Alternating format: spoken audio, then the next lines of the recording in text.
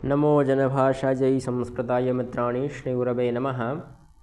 आज हम जानेंगे कर्ण के बारे में।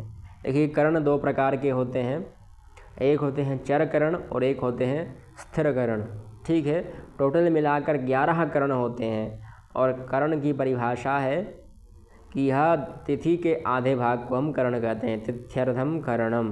ठीक, यह परिभाषा दी गई है कर्ण की।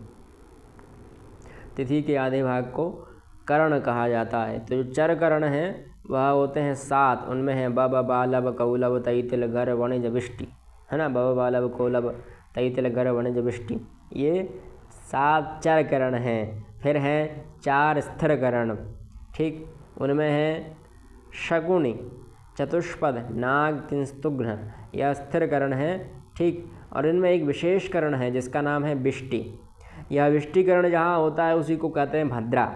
आप लोगों ने बहुत सुनी होगी, दीपावली पर भद्रा आ गई है, होली पर भद्रा आ गई और संक्रांति पर भद्रा आ गई। तो ये भद्रा होती क्या है? भद्रा यही होता है विष्टिकरण। तो विष्टिकरण का जो समय होता है उसी को हम भद्रा कहते हैं। ठीक है, आप लोग पंचांग में देखिएगा, वहाँ जिस दिन भद्रा होगी उस दिन कहीं ना कहीं विष्टिकरण मिल रहा होगा। ठीक, तो विष्टिकरण जब होता है तभी भद्रा होती है। यह कोई नहीं बताएगा ज्योतिषी, आपको बहुत गहन बात बता रहा हूँ कि जब जब विष्टिकरण लगेगा तब तब भद्रा होगी। पंचांग उठा लीजिएगा, किसी भी मास का, किसी भी दिन का, किसी भी वर्ष का उठाइएगा, जहाँ जहाँ पंचांग में विष्टि नक्षत्र विष्टिकरण होगा, उस क्षम्यताम 2 बार नक्षत्र बोल दिया, करण है विष्टिकरण। तो विष्टिकरण जब भी आएगा तब वहाँ पर भद्रा स्पष्ट लिखी हुई होगी, और ना भी लिखी हो तो भी आपको मानना है, क्योंकि यह भद्रा मानी जाती है। इस कर्ण में कोई भी शुभ कार्य नहीं किए जाते। अब यह कर्ण बनाने की विधि है, यह हमारे कुछ काम की है नहीं। और 12 राशियों के नाम हैं, वो आप सभी लोग याद कर सकते हैं, है ना। याद कर सकते हैं नहीं, करना ही चाहिए और करें होने ही चाहिए। जिन लोगों को याद है वो अच्छी बात है, जिन लोगों को नहीं है वो याद कर लीजिएगा। सबसे पहली राशि है हमारी मेष, वृष, मिथुन, कर्क, सिंह, कन्या, तुला, वृश्चिक, धनु, मकर, कुंभ, मीन। क्रमशः याद कर लीजिएगा, मेष, वृष, मिथुन, कर्क, सिंह, कन्या, तुला, वृश्चिक, धनु, मकर, कुंभ, मीन। ठीक, क्रमशः याद रहेंगे तो आपको दिक्कत नहीं होगी आगे।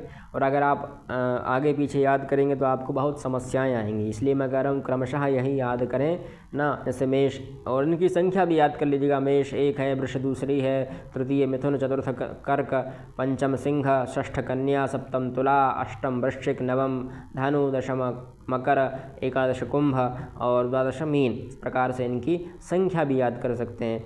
ठीक, तो इससे आपको ही लाभ है। कभी आपको कुंडली देखनी पड़ी तो कुंडली में मान लीजिए ऐसी संख्या लिखी है,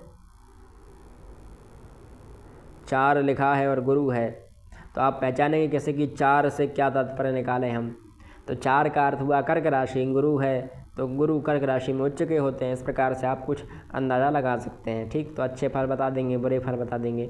ठीक, तो इस प्रकार से आपको राशियों की संख्या और राशियों के नाम याद होने चाहिए।